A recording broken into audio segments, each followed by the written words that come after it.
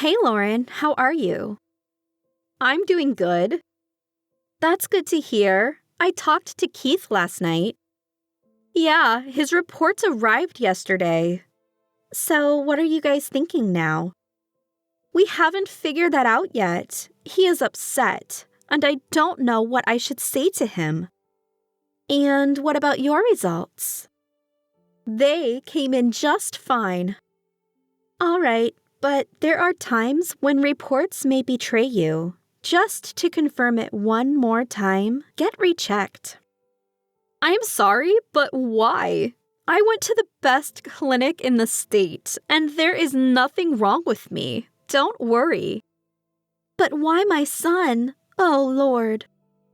Daisy, it's okay. We can find an alternative for this. But you should know nothing is more joyous than having your own blood. It's a blessing from the Lord. I feel terrible for Keith. And so do I. He is my husband, and we are in this together. I know how much Keith wanted to be a father. He is so good with kids, and we always dreamt of a family. Things may not seem good, but we will overcome this together.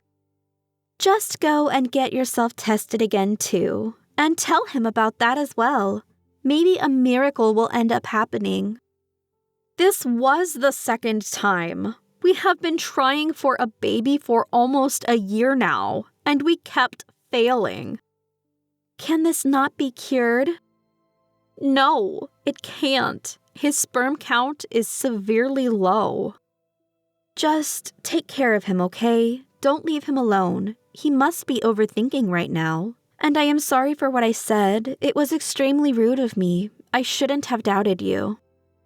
It's okay. I understand. You must be stressed too. I'll be fine. It's you two I'm worried about. There was a time in my life as well when I was declared infertile. Dave and I had been trying for 2 years, but nothing happened. When we went to the doctor, they denied my chances of conceiving a child. But I didn't give up. Dave didn't. His mother asked him to divorce me as I disgraced their family. I lived in fear then, thinking he'd agreed to that and leave me behind. But he stood by my side, and after 3 years, we were blessed with Keith. I should understand this better than anyone. I'm sorry for questioning you. It's all right, Daisy. Please, don't apologize anymore. Keith has told me about the complicated pregnancy you had to go through. Have you guys thought about going for surrogacy? We are going to take our time. You're right. He's lucky to have you. Thanks, Daisy. And don't give up hope. It will be fine. Yes. I won't say the news didn't affect me, but the way Lauren was trying to cheer me up made me feel so much better eventually. To have this woman and marrying her has been one of the best decisions I've ever made in my life. Her patience and her loyalty make me think of what I had ever done to deserve someone like her. A few years ago, before meeting her, I was in a toxic relationship with my ex. We were together for almost 2 years, but she cheated on me with multiple guys. The reason she gave me, I did not have a high sex drive. It wasn't always like that. I do understand the need for physical intimacy in a relationship, but I can't do it every day. And back then, I was trying to get my career on track too. I wanted her to be my last, but she had other plans. I was never enough for her. That was what she told me, that I never satisfied her. And because of me, she had to look for other guys. It broke me completely, and for a year, I suffered from chronic depression. That led to problems that I'm seeing today. Sure, I don't have ED, and my sex life with Lauren has been quite happening ever since we met 3 years ago. But when I heard about my infertility, my head rang back to the days I spent with my ex and how she demolished my self-esteem. If it weren't for Lauren, I don't think I'd have ever gone for dating again, let alone marriage. But she changed my life. She made me feel important again. as if I was one of the most significant pieces in her life. I had never felt this kind of love before. And before I knew it, she was on her knees asking me to spend the rest of my life with her. Quite the role reversal here, but my story with her is no less than a rom-com. Since we married 2 years ago, I have wished to give her the one thing she wished for. We both wished for it, actually, but now that I know I can't give her a child, I feel worthless again. I don't know how long I am going to feel like this, but all I'm praying for now is for a miracle to happen. 2 weeks later. Hey Keith, it's Alina. Hey, how are you? I'm good. Do you remember me? Yeah, I do. You were friends with June. What's the matter? I lost your number after changing my phone. It's okay. How have you been? I'm doing fine. What's the matter? Well, I wanted to talk about June. It's been 5 years, Alina. There's nothing to talk about. She passed away last month. What? In a car accident. She was drunk, and a truck hit her. I found out last night.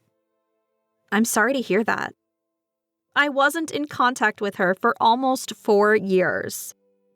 Why? You guys were close. Not really, but after my boyfriend cheated on me with her, I broke all ties with her. Damn, I'm so sorry to hear that. I already wanted to cut ties with her when she cheated on you, but it was hard for me.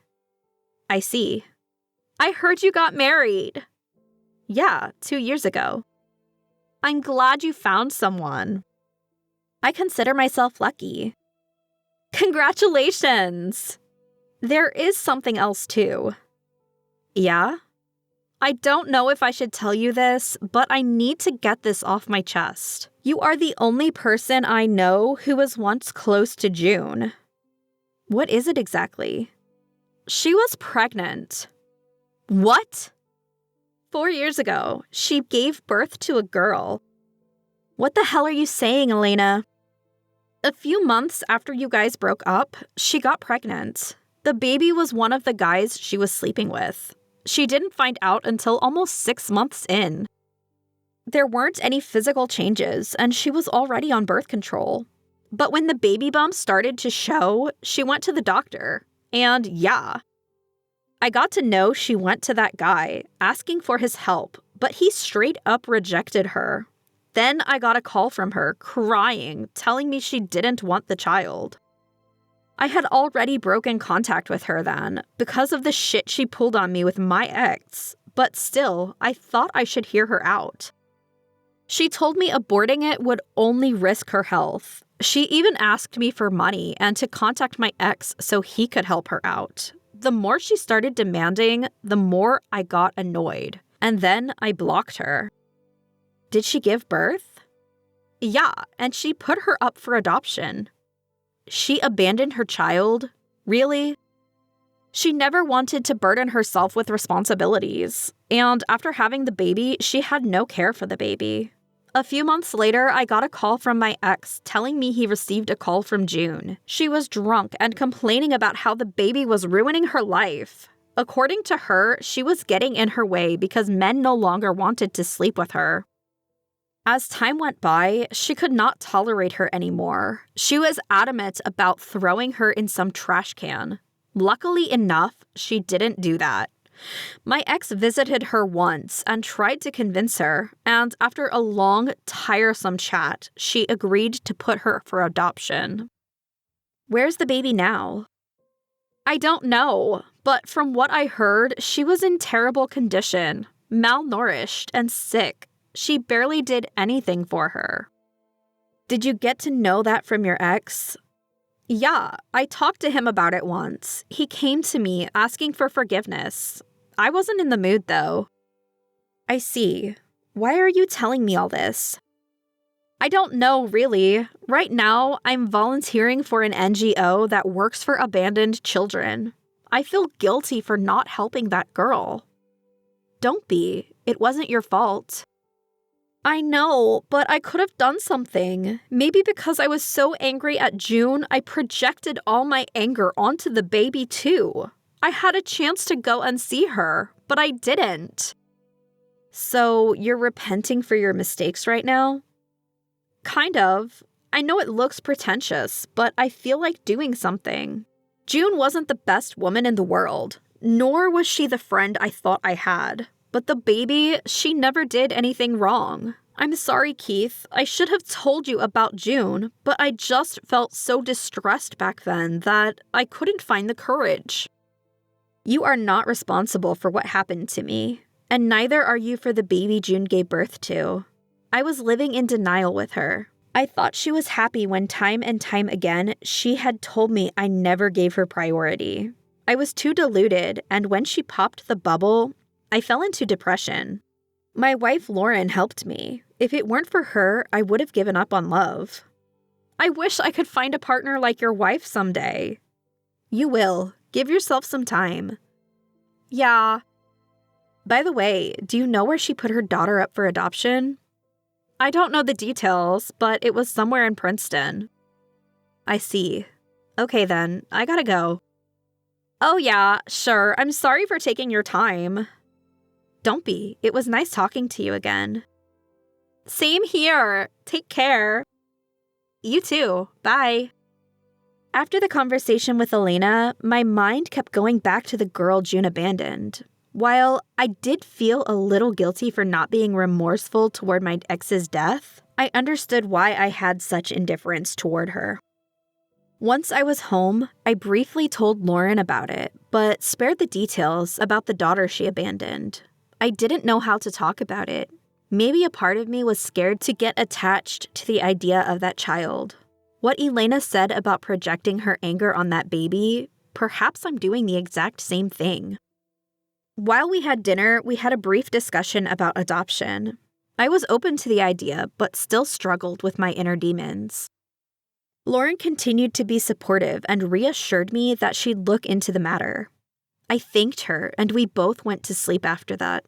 But a part of me still thought about the little girl.